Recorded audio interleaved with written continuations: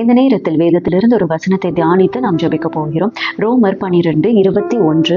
நீ தீமையினாலே வெல்லப்படாமல் தீமையை நன்மையினாலே வெல்லு. இந்த வார்த்தை நமக்கு கற்றுக் கொடுப்பது தீமையை நன்மையாக மாற்ற வேண்டும் என்பதே கர்த்தருடைய விருப்பமாக இருக்கிறது. இந்த நேரத்தில் நமக்கு எதிராக யார் நமக்கு சூழ்ச்சிகள் செய்தாலோ, யார் நாம் கஷ்டப்பட வேண்டும் என்று நினைத்தாலோ, அவர்களுக்கு நாம் தீமையை நினைக்காமல் உதவி செய்வதன் மூலமாக, அன்பை காட்டுவதன் மூலமாக அந்த இடத்தில் நாம் தீமையை நன்மையாக வெல்ல முடியும் என்பதே அர்த்தமாக இருக்கிறது. எனவே இந்த நேரத்திலே ஜெபிப்போம். யாருக்கும் எந்த ஒரு தீமையும் நாம் நினைக்காதபடி, எந்த ஒரு நேரத்திலும் நமது எண்ணங்கள் தூய்மையாக இருக்க வேண்டும் என்று நினைத்து நாம் இந்த நேரத்திலே ஜெபிப்போம்.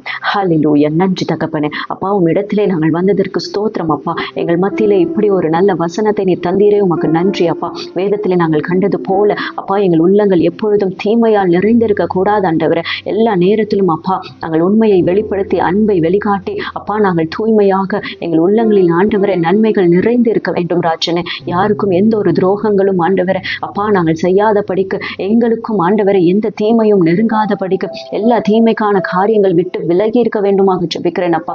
எந்த ஒரு தீமைக்கான கண்கள் எல்லாவற்றையும் ஆண்டவரை நீர் பொறுப்பெடுத்துக் கொள்ளும் ஆண்டவரை. அவர்களை நீர் பார்த்து கொள்வீர், நீர் கவனித்துக் கொள்வீர் ஆண்டவரை. அப்படிப்பட்ட எங்களுக்கான அந்த உள்ளத்தை நீர் தரும்படிக்காய் ஜெபிக்கிறேன் அப்பா. இந்த நேரத்தில் ஆண்டவரை இப்படியாக ஜெபித்துக் கொண்டிருக்கிற ஒவ்வொரு உள்ளத்திலும் ஒரு மாற்றம் ஏற்படட்டுமாக ஜெபிக்கிறேன் பிதாவே. அப்பா, ஒவ்வொரு குடும்பத்திலும் ஒரு மாற்றம் ஏற்படட்டும் ஆண்டவரை. குடும்பத்திலே விரிசல் ஏற்படுகிற அந்த நேரத்திலே ஆண்டவரை நீர் அப்பா ஒவ்வொரு இருதயத்திலும் பேசும்படிக்காய் ஜெபிக்கிறேன் அப்பா.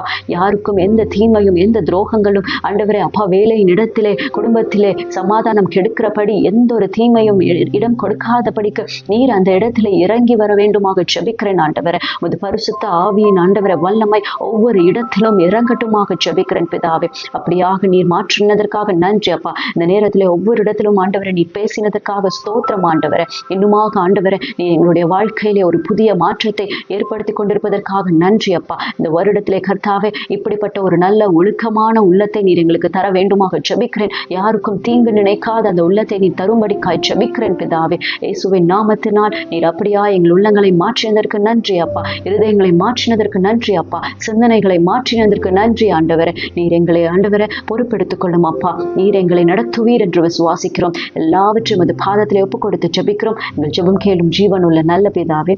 ஆமென். Be blessed in Jesus Christ.